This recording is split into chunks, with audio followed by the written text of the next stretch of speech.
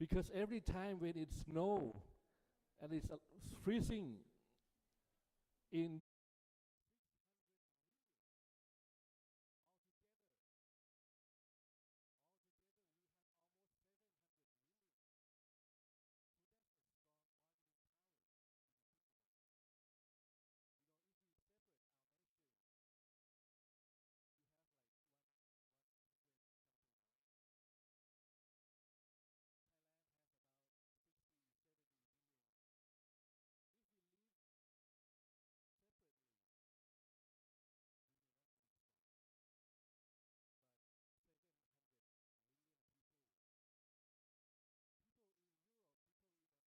would, wow, there's a huge market here. So that's why Southeast Asia as a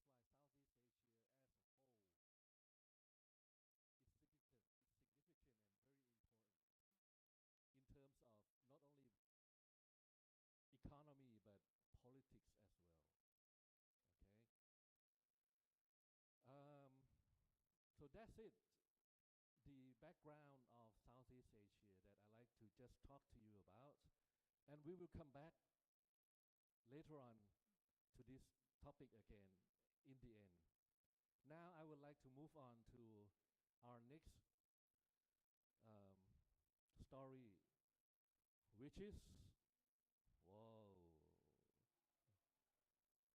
where is that?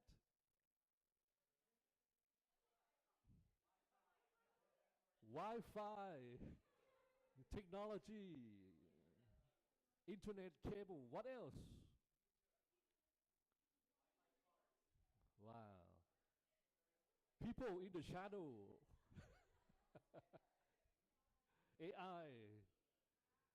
Okay, what about the top one? Do you know where that is? Malaysia. What is called? What is called? Twin Towers, Petronas. Yes. Yeah, very smart, very smart. Okay, this picture symbolizes both physical world and virtual world. You see the people, you see the buildings, but you also see something around us in terms of technological signals. See Wi-Fi around here, internet signals everywhere. I'm talking about a thing called information society. Yeah. The first question that I asked you when I first came here, right? Now, let's see what it means and what does information society about, okay? Now let's do it. I'm going to just say it in a simple way. You know what? In this page, you could read like 100 books. And you could spend like 100 hours try to understand this. But I would just like to summarize in just 3 bullet points, starting with agriculture. People look at the world and see back in the ancient times, we all live by nature.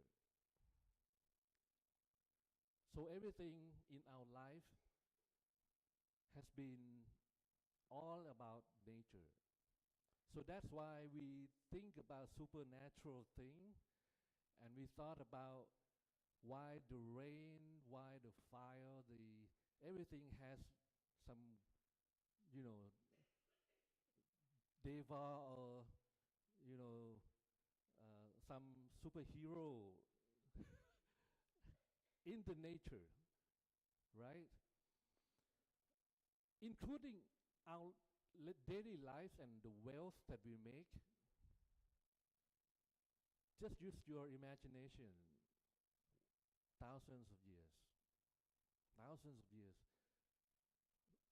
Get on the time machine. people back then lived on farm, and they grow vegetables. They make fruits. They go to the sea. They do the sea fishing. So everything is about nature. And that's what happened in thousands and hundreds of years. And we call that the first wave of human civilization. Wealth is to do with how much you own, how much you control, and how much you could make natural resources become your earning. Right? So in the past, people who are powerful, people who are wealthy, they had to have a lot of land. They had to own farms. They had to have lots of, buffaloes, cows, and everything. And they might have like vegetables all year round so that they can eat and sell. Okay? What's the natural products that you famous for in Indonesia? Right. Yes. I think that's true also with some countries in Southeast Asia, because we mostly grow rice a lot, right? Okay, that's the first wave. It's called agricultural age. Now, when there was a time when people started having reasons, and it's called enlightenment. Afterward, there was a thing called industrial revolution. Okay?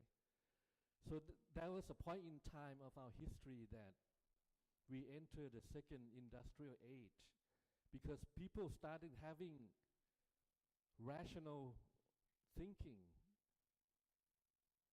and can make things happen in terms of science and technology. And for those people and for those countries that can make technological change, they become richer and richer and more powerful.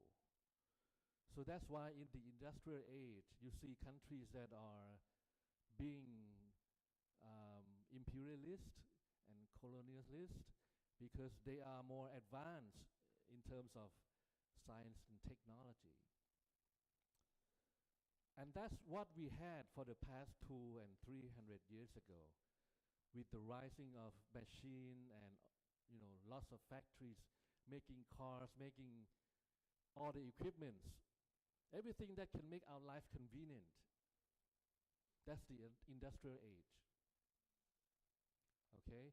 And it lasted in the 20th century with big industries around the world. And they had to invest overseas. They had to look for work laborers and markets to sell the products. So in that age, instead of having fruits, vegetables, or fish, you come up with the fridge, refrigerators, you come up with the cars, motorbikes, telephone, mobile phone, everything that to do with the industry, air conditioning, television, everything, you name it. But then, the last one,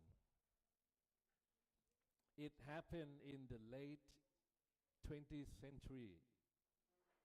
That's why people sometimes call it post-industrial age.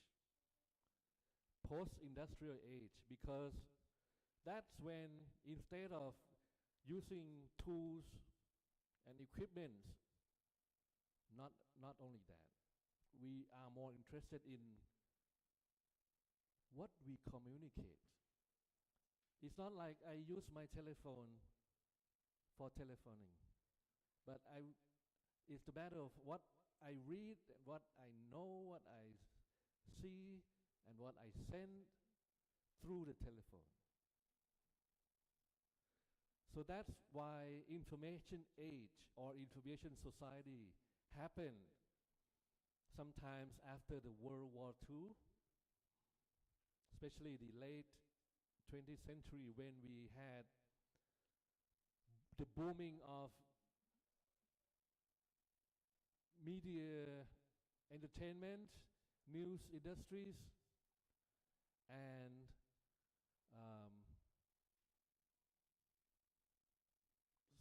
finally the internet,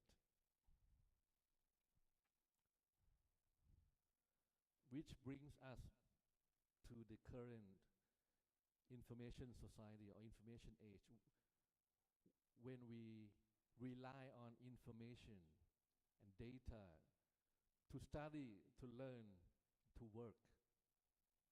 Okay? And I think when you enter your workforce, you get higher salary if you can become something related to data analysis and how to do something with data and information. Because with data, you can make decisions. With information, you can create knowledge. So that's what people need, right? So that sums up our information society in brief. So if you are interested in, you can go back and read some literatures or books about the history and everything that brought about the information age, okay? But now, what concerns us is what's happening now? Especially in your generation, when everyone's having a mobile phone and everyone's using social media platform. I'm sure that more than half of this room is a content creators. One way or another, through many platforms, right? So you cannot be a content creator if you don't have some basic knowledge or skills regarding digital platforms and digital know-how. See? And not only you can create the content, you might think that you want to show this among your friends, but because of TikTok and because of Instagram, suddenly it can make you become popular, global superstar. It's possible if it goes viral and it hits like millions views, yeah? So that's what the information society at present is capable of. And also, the more we use it, the more algorithms can play the part in our life, because it will determine what you would see or what you would hear according to your past behavior that the technology could analyze your same repeated patterns.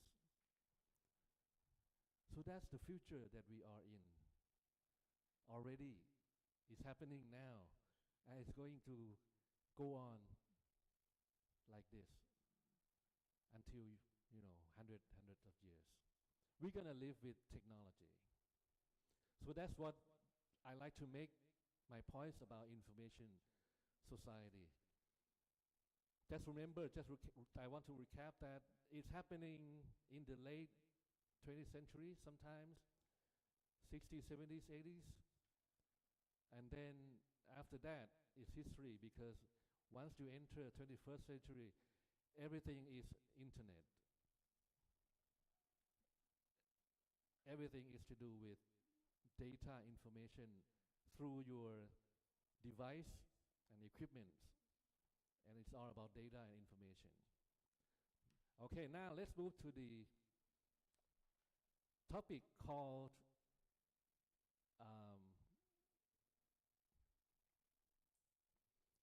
artificial intelligence. Yeah, I think this is the easiest topic because you already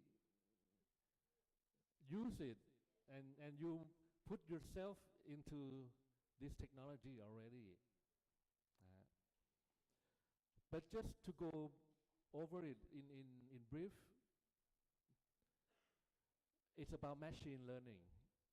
And it can learning very deeply because technology and computer is more effective than our brain. I mean, everyone can forget,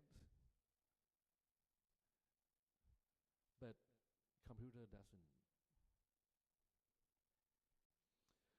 So everything that you talk about in terms of computer technology is there, and it's going to be part of your professional work as soon as you stop and graduate from universities.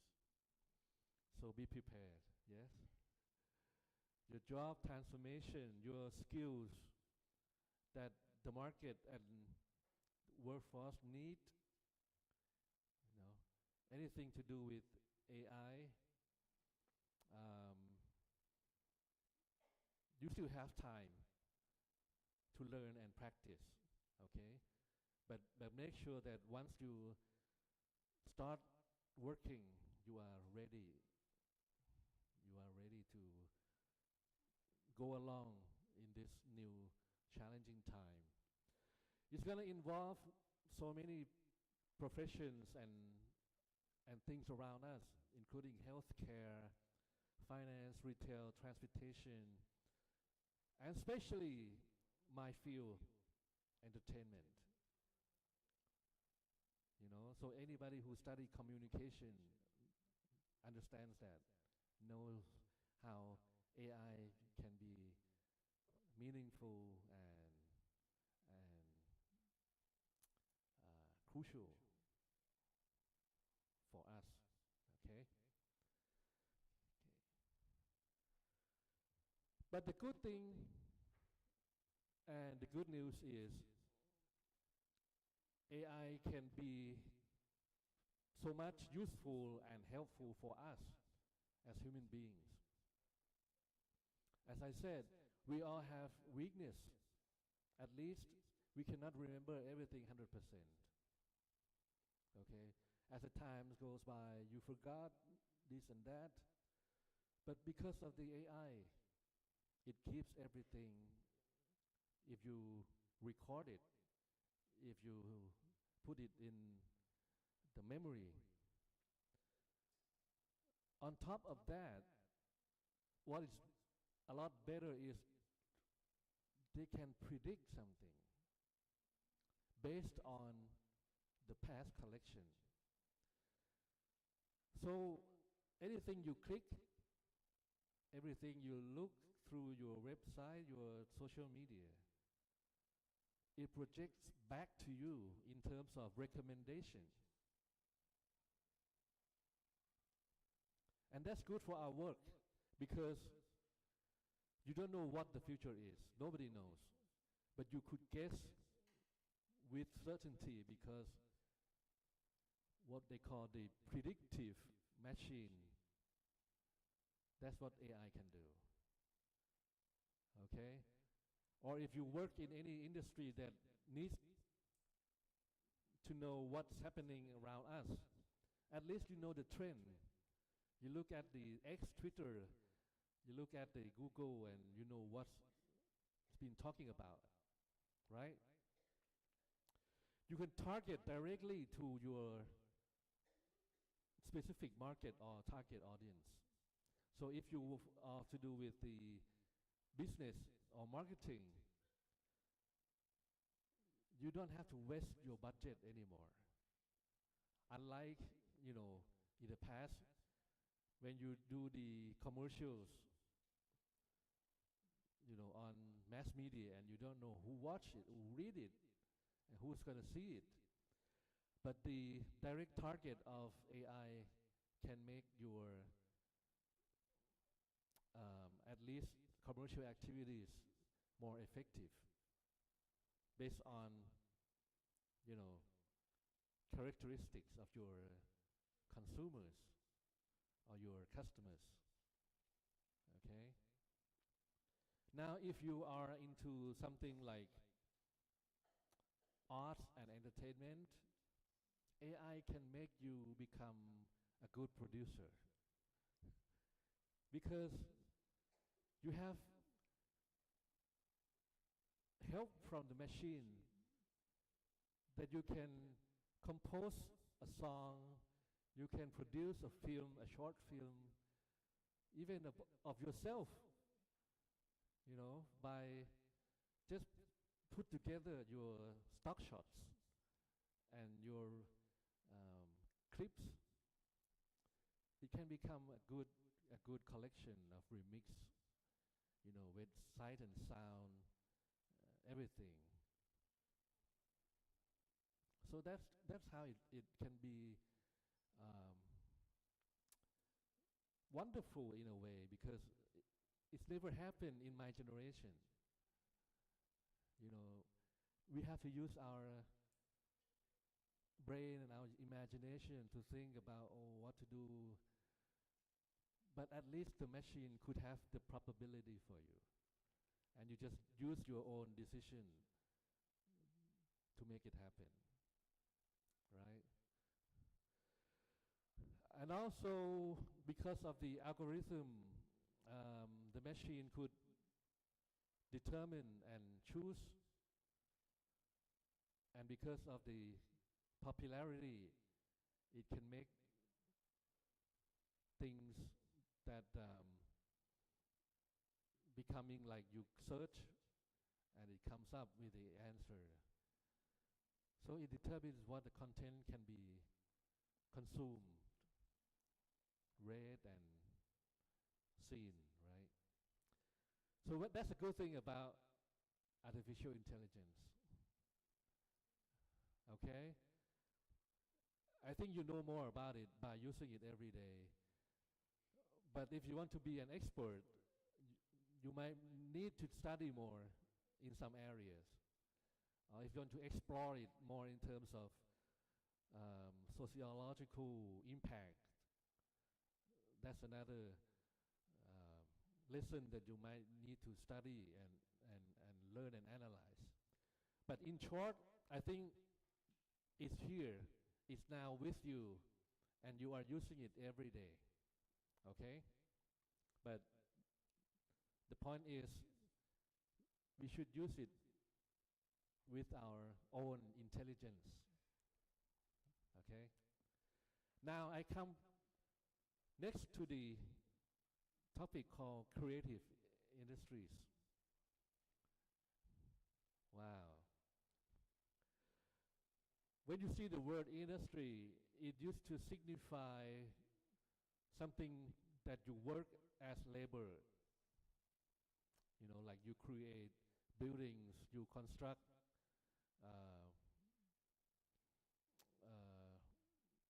products or everything. But creative industry is something with the intangible. Like you read novels, you listen to the music, you watch the films, you go to the concert, and you join the show. And you like art, you like looking at paintings. That's creative industries. Yeah. And it used to be considered as something very high culture, but not anymore. Culture and industry merge, and it become a service industry to make people happy, to make people feel good. Just like when you finish from exhibition, you go traveling, and then you feel good about doing it. That's creative industries. So maybe it's not something that you can touch or you can buy as a product, but it's something within you that you can feel it. You can memorize it, and it stay with you for a very, very long time. Okay? Anybody interested in creative industries? Yes. As a profession? Maybe. Maybe. How about as an audience? As an audience? As a user? Yes? Okay. Do you know Lisa? Lisa Blackpink? Of course. Yeah. She's from Thailand.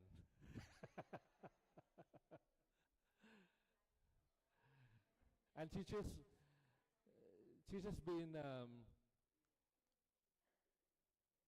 a brand ambassador of the Thai Tourism Authority recently. Yeah, that's amazing because as a young Thai girl, she was very good at entertaining, especially dancing. And then she won a lot of competition in Bangkok. And then once she got into like early teens, she went to Korea.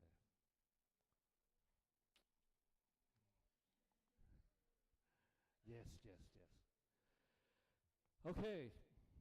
Now when I talk about creative industries, at the age of AI, the question is, do people still have a role, or do we have to rely on the machine to do it for us? Yes, it's true that AI can make a lot of things happen. It can create films, it can make new songs. But because they use all repeated pattern of the past, they could collect and predict that we would like this. But the thing is, it's already been there because all the data collected from the past. So we would not have something new, in fact. It might be new in a piece, but it's not new in terms of direction. See? If I've been listening to rock music for 20 years, AI could make rock music for me. But it might sound similar to the old ones that I already listened to. Because that's what the data came from. See? So innovation or the new thing actually comes from us, human beings, because we can feel. We have emotion which the machine doesn't have. We feel happy, we feel sad when the robot could not feel it. See? So the emotion is always something that only human beings can do and relate. That's why AI can be just half of the story. But we still need people. And not only emotion, when we make something, we create meaning. Computer doesn't know the meaning. Because the meaning comes from culture, comes from experience. Does it happen to you when you hear a song and you recall some memory? You think of someone? Oh my God, that's meaning. We share meaning, humans. And humans collect and record everything around us into meaning. See? Sometimes when you are now in your 20s or 18, 19, right? If you come across some sweet that you used to have when you were 5 years old, you could be excited. Or maybe you come across some dolls or games that you used to play as an elementary student. Yeah. We all have meaning. Okay. Other than that, people can make things original. Just like I said, when AI creates something, it can do it because it used statistics and data from before, and they came up with a new thing. But that's not original in a way, because probably it might repeat some pattern that happened before already. But for us, in this big wide world, there's so much thing to discover, and so many things that we can create as original piece that nobody has done before. Okay. I'm not sure about your degree and your requirements to graduate, but if you need to do the research, mostly in university we are not allowed to copy some people's work to be ours. I mean, you can read and you can agree with that, but you need to recite it and rewrite it in your own language and your own writings. Yes. So the ideas can be transferred, the ideas can be exchanged, but when you finish your work, it has to be yours. That's right. So people can do that. Okay? That's why they think that creative industries and humans, people are always together, regardless of how much the machine is involved and how much the computer technology would be developed. As long as we still have human beings, we can still be uncontrolled by robots. All right. So, looking on the positive side, technology is with us, and we have to be in this information society.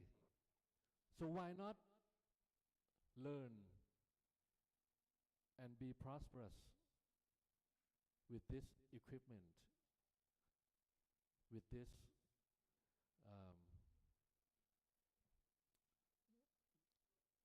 tools and creation? What it can help us is you can do things quickly. Is it true? A lot of things that used to need weeks or sometimes months, you can finish it in days or minutes. Yeah. Unbelievable. You know, people, when they work, especially in companies or in government, they spend a lot of time in the meeting room. sometimes 2 hours, 3 hours. And after the meeting finished, we need to do the minutes of what has been talked about. You know, before people spend hours decoded words from the recording machine. Okay, listen to what the chairman said, blah, blah, blah, blah, blah, blah. Whoa. It's now completely automatic.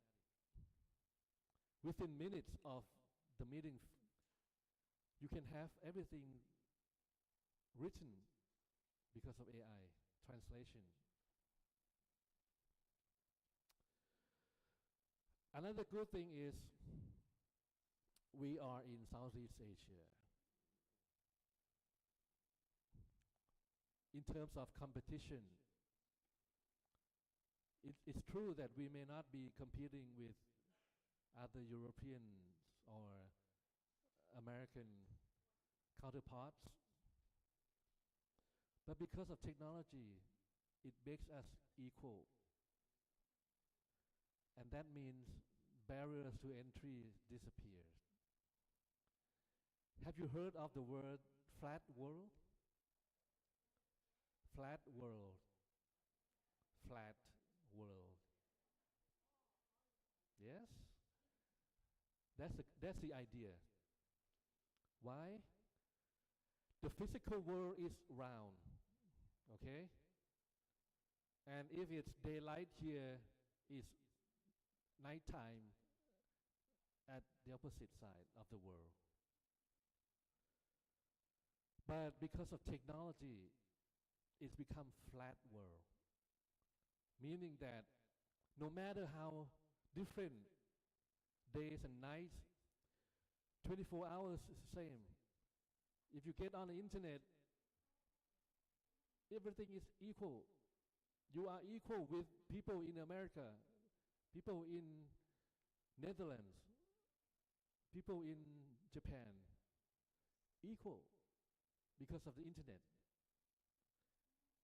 And it doesn't mean that you are smaller or you are poorer, because once you get in the internet, everything the same. You have the equipment that empower your energy and capability. That's why, because of this technology, you know, a mouse can beat an elephant.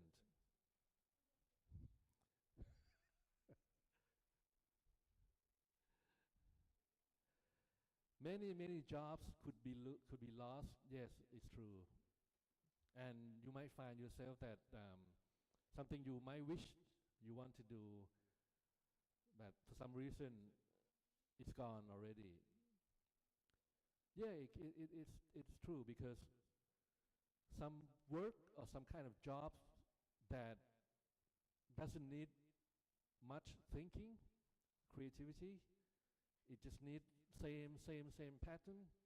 Of course, machine can do that and replace the jobs. So we have to understand that. But it's good because we don't have to spend so much time, long hours, hundreds of people doing just the same thing, repeating again. That's what machine can do. And the trends, we have said about that. Everything people connect, anything people click, it becomes a big data which we could analyze. What people feel, what people pay attention to, what people look forward to. That can help when you decide to do something. Right. So that's the opportunities ahead.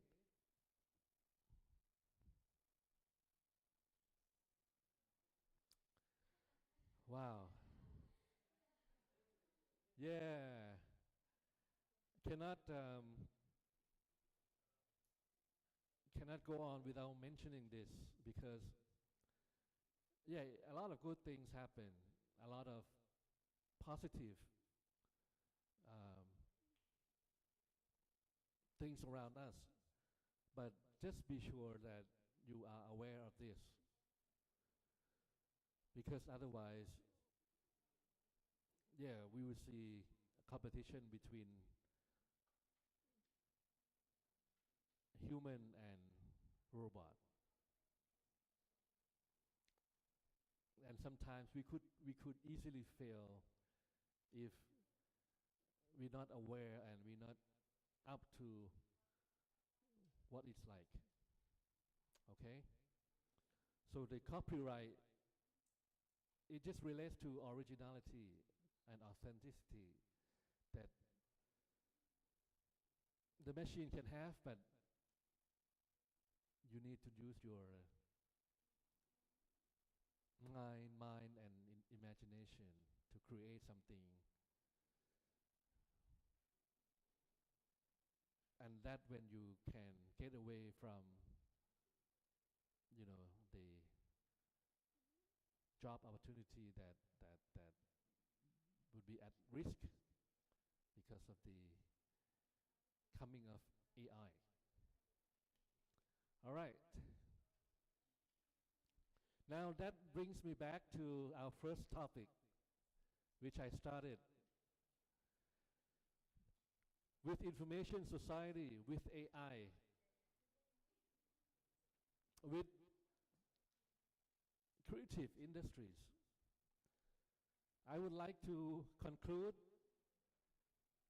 and brings back our first topic of today, which is Southeast Asia.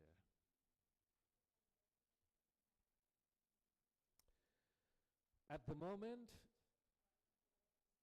here in this country, Indonesia has a huge digital consumer market, especially young generations like you. Yeah. Sometimes we see news that Gen Z in Indonesia is so active. You can do a lot of things, and you also have lots of apps. That's prospering here in Indonesia because, as we know, you are the largest country in the region, and you had more population. So that's what we call the potential market. Every technology companies want to invest. Every business want to do enterprise here because large population. And that will continue throughout the 21st century for sure. Our neighbors, a small island, Singapore, so advanced very rapidly. Anybody's been to Singapore, you see that even though they're small, but they're so wealthy.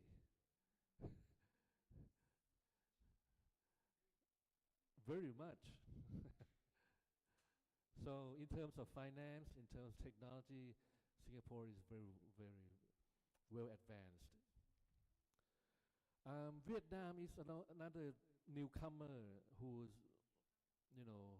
going to be a star soon, because Vietnam also has a huge population. And the thing is, Vietnamese people are so diligent, and because of the social structure, the country can move forward very fast in one direction. So that's why Vietnam is going to be a new rising star in terms of manufacturing destination. The Philippines, not bad. They're doing well in terms of design and some digital goods, and some also with the language and entertainment. Malaysia and also some Thailand as well. We also try to do lots of smart cities and manufacturing as well. So, being said that, in our region, there's sort of hope and something to look forward to, because every country has strengths and every country has own potential to grow very soon. Collectively, 11 countries, 700 million people, there will be a growing middle class. Very soon, very soon. Maybe in your lifetime you will see Southeast Asians that become rich and developed on a world stage. Because in 10, 20 years, this is going to happen. And because of the mobile phone revolution, it makes this region become a magnet. And it brought the spotlight from international stage. E-commerce and the rapid AI in everything, because of the market, as I said. The European Union's countries in America, they cannot overlook this region. So more and more you hear about cooperation like APEC, ASEM, and all kinds of international cooperation that other regions want to be friends with us, want to partner with us, because we have resources and we have our bright future ahead of us. Okay? Right. Next. Now we are in the year 2026. 15 years or 20 years from now, Southeast Asia could become world's top economic regions. 20 years. So let's stay together and witness the situation in 2050. And we will see whether it will be true. Okay? So 25 years from now, I will come back to Indonesia.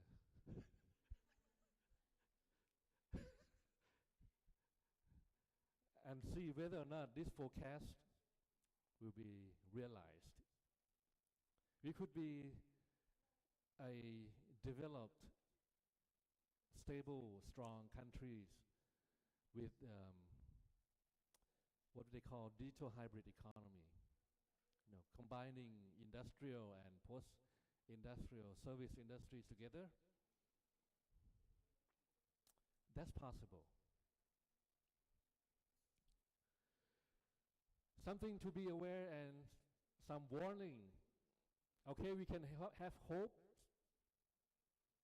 We can have hopes for our next 20 and 25 years. But we need to be aware of this. all of this will prevent us from not being where we are and where we want to be. Politics, income, economically, education, and reliance on foreign help. We need to be on our own eventually. So, with this in mind, if we can prevent and get rid of some of these obstacles, we will get there. As a region, in 20 years, 25 years, it's the new dawn. Actually, it's a near dawn of Southeast Asia.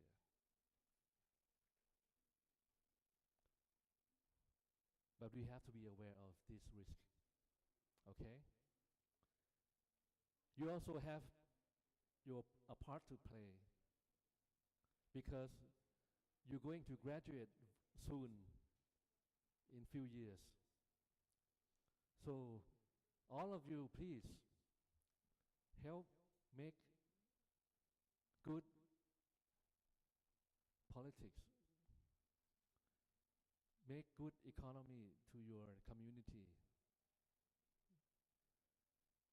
contribute to the education of your peers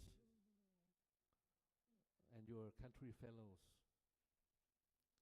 and try to be independent on your own after you learn from others, because that would make you stand up on your own without having to rely on others.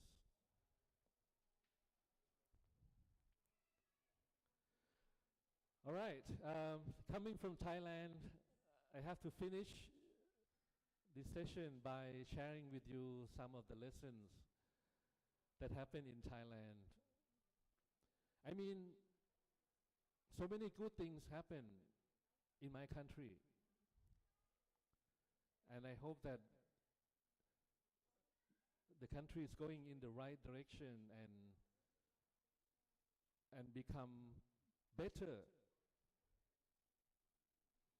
However, I have to say, because all of you might have heard from news or read from magazines or something.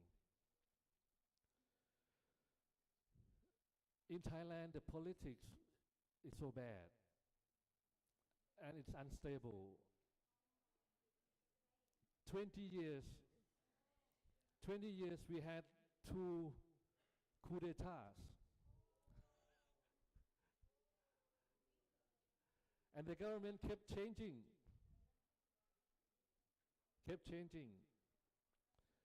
You know what? Does anybody know the name of the Thai Prime Minister? I don't think you can. It's difficult. Why? Not just because the name is difficult, because it changes every year.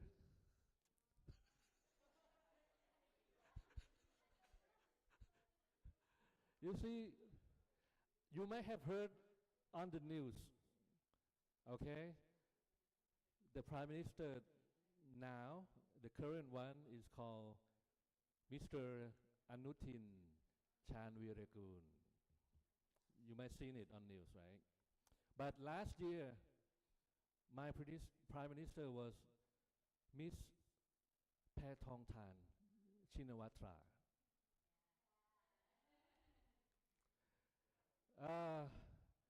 But a year before, it's called Mr. Srettha Twisin. 3 in 3 years. And if you went back a year before, General Prayut Chan Ocha. So 4 prime ministers in 4 years.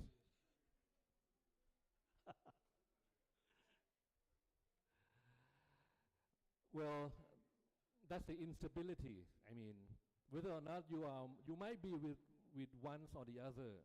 I mean, it's okay. Democratically, I mean, you can prefer what party or what politicians. But as I said, how could it happen? You know, you change every year. So what to do with a continuous policy? How can a plan be followed and conducted if you kept changing the administration? Okay. Next,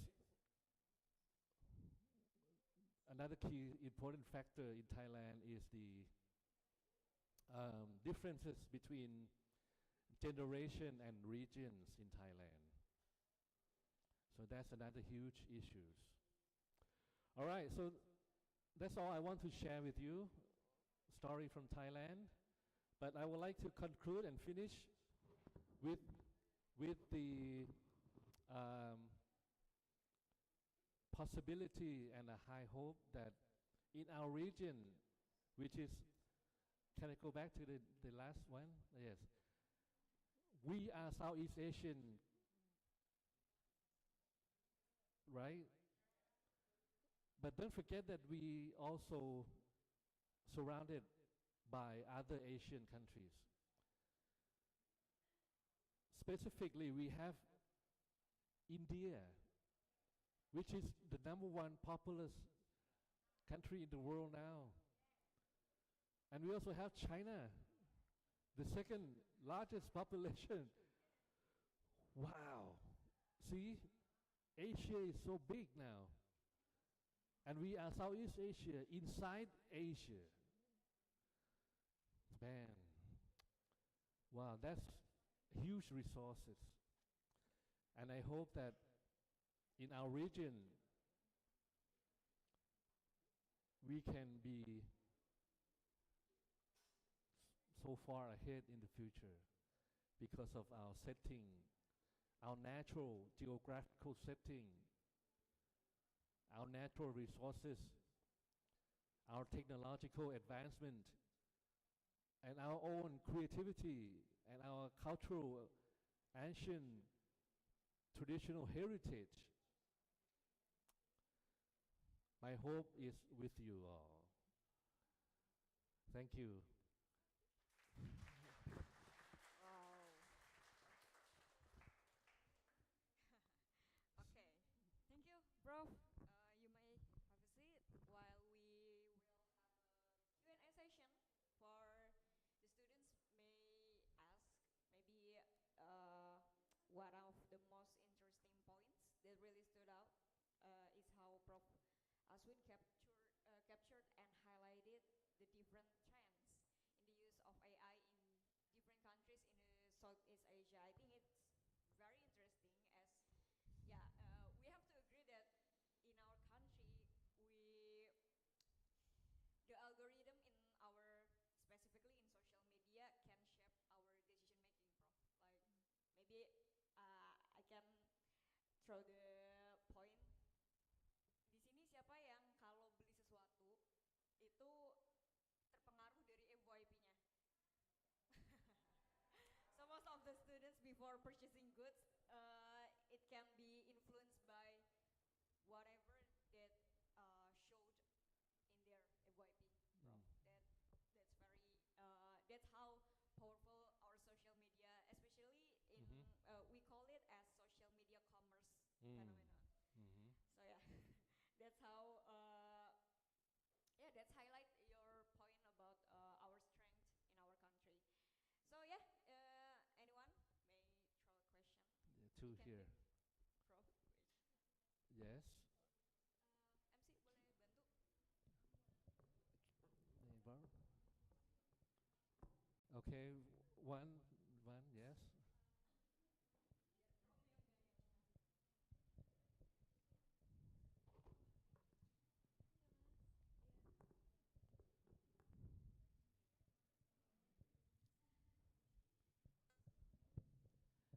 Okay, thank you for the chance, and thank you for Professor Asawin for your incredible insight and knowledge that you share with us today. So, as what I see, that young creatives in Southeast Asia, young people in Southeast Asia, currently is actively resisting the AI, especially when it uses to creative industries. And you know, since they assume that AI is replacing humanity, and what I wanna ask you today is, what do you think? Do you think that resistance is productive, or will it leave them behind? Will it leave them behind? Because how we as college student, as a university student, as well as information societies, should respond to it. Thank you. Could you how to respond? How to respond that young people, young creatives in Southeast Asia is actively resisting to the AI, especially especially for creative media right now, like it replaces the humanity. Oh. Thank you. I don't think it will come a point that it will replace human completely. I mean, in some certain areas, it might be possible, but not the whole thing. And I don't think that people should resist or say no to it, because it's impossible anyway. I mean, you're not using it doesn't mean other people would stop using it,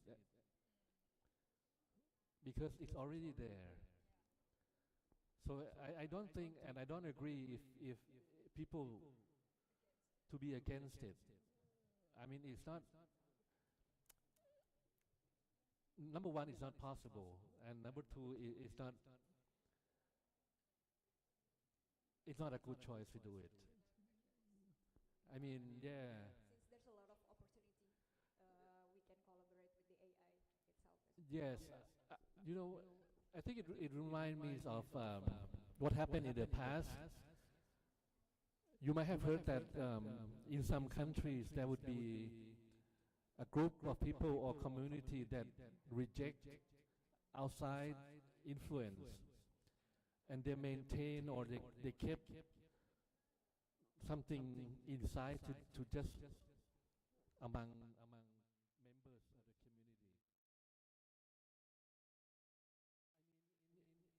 It's possible for them to do that, but in the meantime, the world moves forward every day, and people always grow, right? You grow from being babies to teenagers, and then from teenagers you will become adults, and you know, you grow old at the end. So I mean, it's not a good idea to just kind of stick and stay with same old pattern and refuse to adjust and learn, or even make some changes according to environment. Yeah, that's my opinion. Okay, thank you, Prof. Very happy. Okay, another one. Okay. Hello, Hi. Professor. Good afternoon. Thank you so much for coming to Indonesia, and it's a great pleasure for us as well to study with you today. And I have an interesting question about things that you've been explained to us. This is actually about the a viral thing these days, a Cold War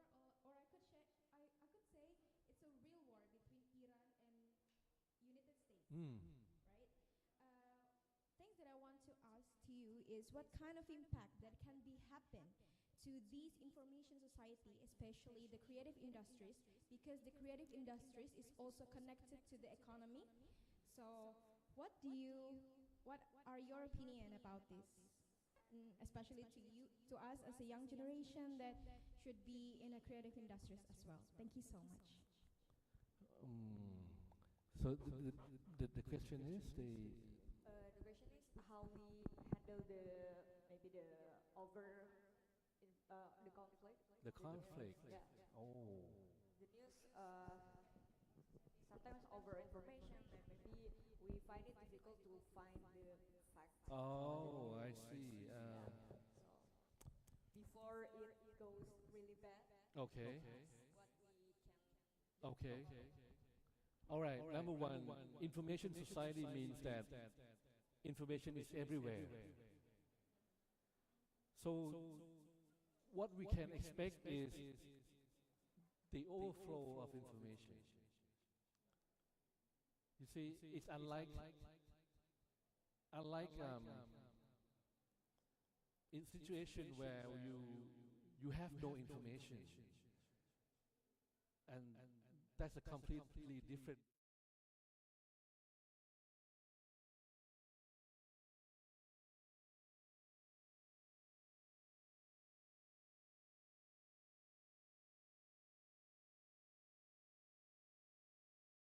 Overflow of information.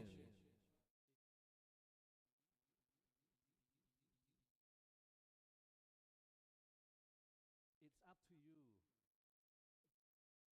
to receive it or not, because every one of us has a choice and has a right to open or to close ourselves. If you receive or you open for more information, yes, it's good, but sometimes it's overloaded.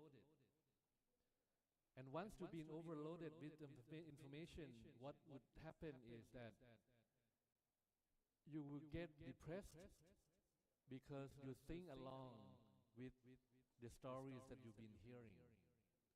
Especially if you mention about the war. War is always bad because lots of suffering. There will be people who suffer or who lost something, right?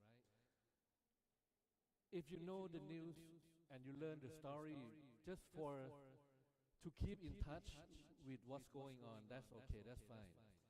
But if you keep receiving it hours and hours and hours, I think that it could bombard you with lots of information, and we'll be tired physically, number one, right? And number two, because it's a war, the war means it's a competition politically by force. Okay? And even though you might have just two sides, but they also have friends and cheerleaders on different sides. That means you could hear so many things at the same time from many different sources. And because they are competing, they want to win over your opinion. Sometimes they use half-truth, sometimes they use misinformation, sometimes they change the narrative.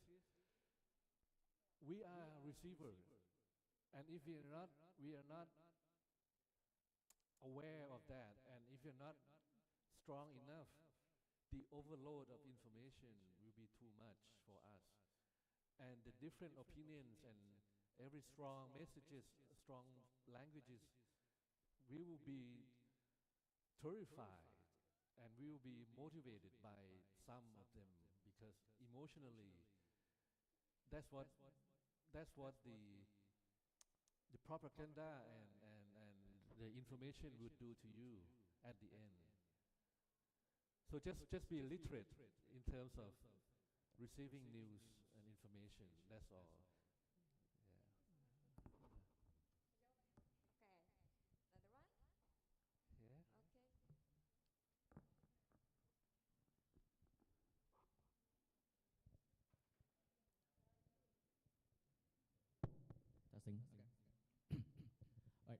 first of all, I'd like to introduce myself. My name is Albi from the major of sociology. And first of all, I'd like to thank you, Associate Professor Asawin, for allowing me to ask my question. And okay, as you have touched on previously regarding the challenges in artificial intelligence, such as okay. Sorry, I'd like to repeat myself. As you have touched on previously regarding the challenges in artificial intelligence, such as authenticity, copyright, and employment, and my question is that, in your professional opinion, what other challenges in the implementation of artificial intelligence in the region of Southeast Asia, and what can we do as end users of artificial intelligence to combat such challenges? Thank you. Okay, at first level, I think what comes with AI is the information that's spread around the platforms. So we need to make sure that it's accurate and it's at least not fake. So I think before doing anything else, the first step is to make sure that we are in the environment that not polluted with disinformation and misinformation. What happened was, if you receive wrong information, you will make a wrong decision, and your thinking would be misdirected. So I think that's why it's the first step to make sure that in the AI environment, news and information is not misled, it's not misleading. And what you can do is, as a network, you can kind of, combat the wrongdoings and hate speech and malinformation, things like that. And you're not going to be the one who help disseminating those things, right? And once you try to do that at first step, now the second step, it would be to make use of the good, correct, and true information. Maybe because of your studies, you use information for your thesis or for your school report. And if you become employer, you use information for your job. And when you become a boss or master, you make decision based on true information, correct information. I think that's the basic thing that we should be aware, every one of us. And after that, it will be like depending on which career you pursue, or what kind of job that you do. Maybe you need to be authentic. You need to be original. You need to be unique, because it requires. That's what people look for in your profession. Okay, and maybe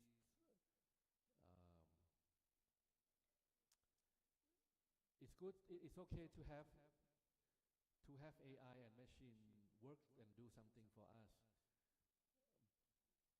But people need to contribute something as a human being. Yeah. Thank you. Who else? Yes. Yes. And also here. Test. Oh, okay. All right then. Hi, Professor Aswin. Thank you for the fascinating talk today. I learned a lot from your perspective. I'd like to ask you something. Throughout history, many technologies like books, car, even the internet were feared by most people. Yeah. Do you think the fear surrounding AI today is just a pattern like history before, or AI is fundamentally different? In my opinion, I think it falls into the same pattern. Because you are right. I mean, you are absolutely correct that every new technology would be hated or would be against by some group of people.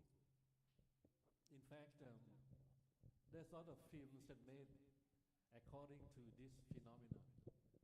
You know, when people fear radio, when people fear computer, they create something as a scenario. Now come back to your question. I think that once again we fall into the same pattern because we've been hearing some debate or some arguments from some sectors or some people that it's bad and it's going to be ruining our human life and our social life. So my answer to that is, okay, one, it's already, it's the same like it used to be like before. So we don't have to be worried about that. There will be some people who are afraid of it. So it's normal, okay? Number two, the criticism is valid in a way in terms of it makes you be critical of the technology. That's all. I mean, don't think that it's always good, 100%. It can be good like 60 to 70%, that's okay. We just need to be aware of the bad of 20% that they might have. But we're not going to use, that excuse of not using it, right? So my answer to you is that if people fear, it's okay for them to fear because, you know, we cannot make everybody happy, right? But for the majority of us, we just need to take into account some factors of fear to be critical of the technology, that's all. But for us, we need to use it wisely and constructively, without presuming that it will be good 100%. Yes, in my opinion. Thank you. So the gap that we find from fear sometimes can be the input for the AI. Okay, what a good point, Prof. Last one. Is there? Yeah. Good afternoon. Hi.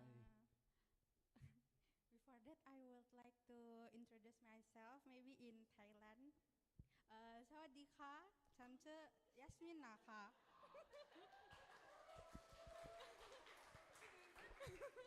สวัสดีครับ Actually, I want to ask about how to find potential in the creative industry. If my background does not support, for example, my major is social study education. Yes, I'm curious about that. Thank you. ขอบคุณครับ ขอบคุณนะคะ May I have a slide, please? The last one. The last one that I use. Okay, here. Now your question is, how could you be having a job or work in creative industries, right? You see, this picture lists some work as creative industries. It can be music, it can be books, it can be arts, it can be film, it can be broadcasting, it could be performing arts, it could be design, it could be architecture, it could be press, it could be advertising, it could be software, games. So even though you are not a major in this field of study, but with background in sociology, as well as your hobbies and what you are good at, I think you can do some of this. And especially because of the social media, people like real things. People like something that come naturally. So if you just be yourself and you like something, you're good at something, do it. And the more you do it, the practice you have, you gain more confident, and you can do it better and better and better and better. You know, before Lisa became Blackpink, she used to sing in a local festival. But because she knows that she's good at dancing and singing, that's what she does, and she kept doing it. I'm sure that you also have something that you have talent. Try. Thank you ขอบคุณนะคะ Very good point. And okay, do we still have question? No?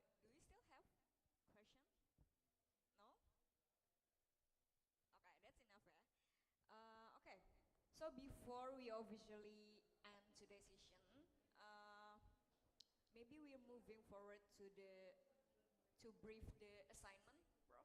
You may explain about the assignment that they should do in the session, about the essay. Wow.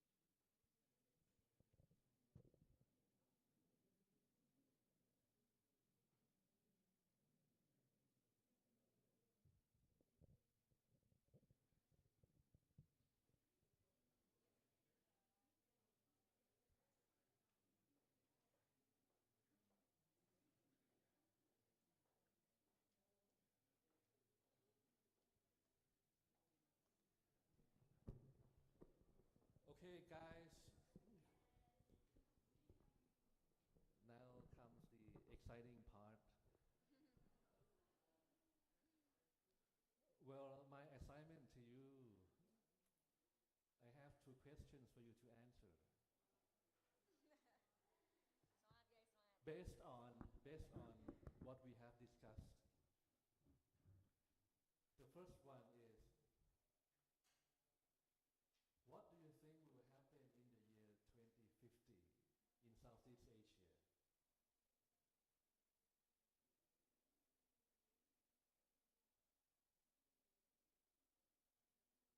In the year 2050, what will happen in Southeast Asia?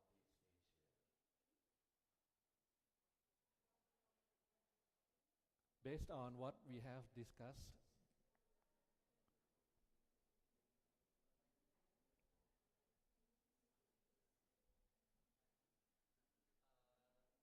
Just a follow-up question from that class, right?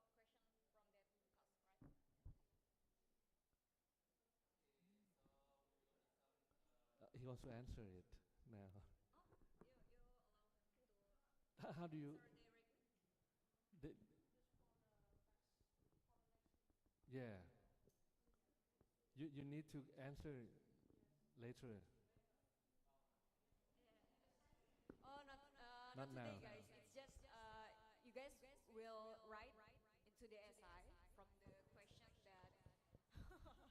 Tenang, tenang, tenang. Habis ini pulang, habis ini pulang. Tapi SI-nya nanti dijawab berdasarkan pertanyaan dari Prof Aswin.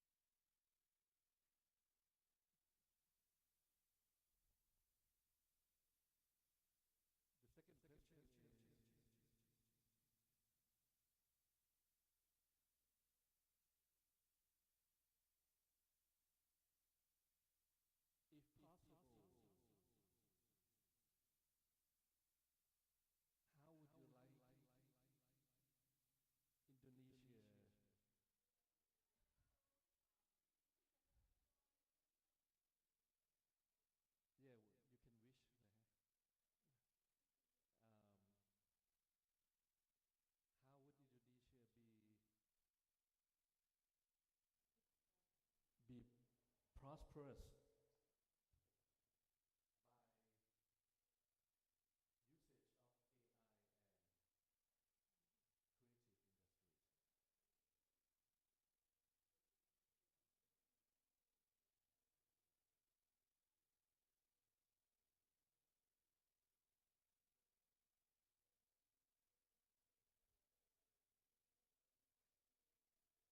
AI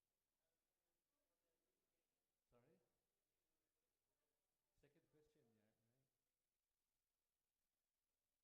Sorry? Second question,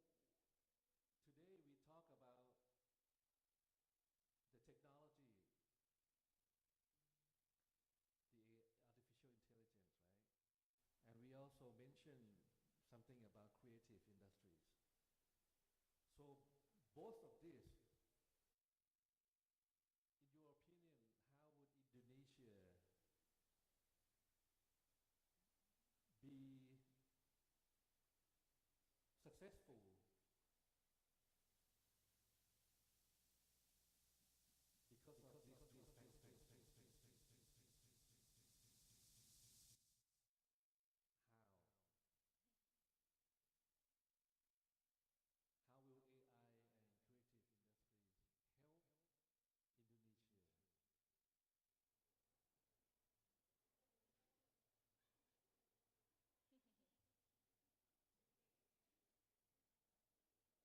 You know that AI is about information technology, right?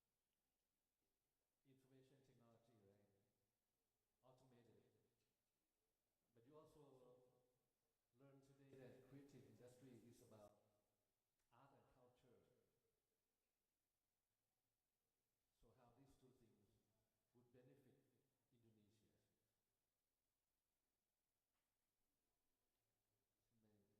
something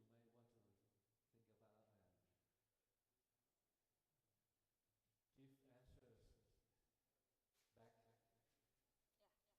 Ya. Jadi nanti dikumpulinnya lewat Bu Yanti ya, nanti ya. Oke? Aman? Semuanya clear? Oke. Ya, ya. Oh, good, Prof. You may have a seat again. So, yeah, for seru ya, minggu pertama masuk udah kasih tugas. So this is the first day of this new semester, and yeah, as the first day they just have the assignment from you, so exciting ya. Okay, so now allow me to reshare the main highlights of today's material. First, the rise of the information society in Southeast Asia has transformed how creative content is produced, distributed, and consumed with digital platforms, and how algorithms playing a central role in shaping visibility and audience engagement, especially for us, the country that has massive digital consumer, right? And the second point is talking about artificial intelligence curve as both enabler and also watch out for a disruptive chart for creative industries, and audience targeting, while also raising critical concerns related to authenticity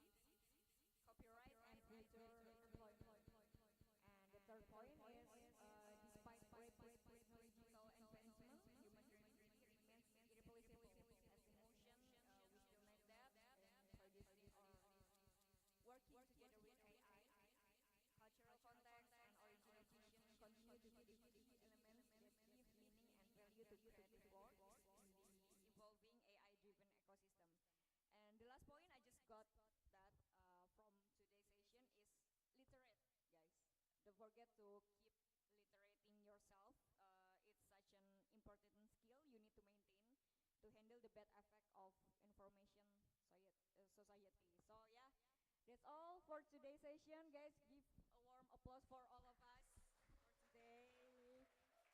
So yeah, I would like to express our sincere kapunka to our speaker, Associate Professor Asawin, Ph.D. for the insightful lecture and such an engaging discussion today. And also extend our appreciation for the team, Eurasia team. Thank you for providing the platform. And also, of course, thank you guys for participating for today. Such a good feedback for our first session is such a good one. We hope that today's discussion not only just for today, but also inspire you guys to, to maybe you guys will be a future content creator or something with working in digital ecosystem. So with that, I, Dara Puspita as the moderator, would like to officially end today's session. Wassalamualaikum warahmatullahi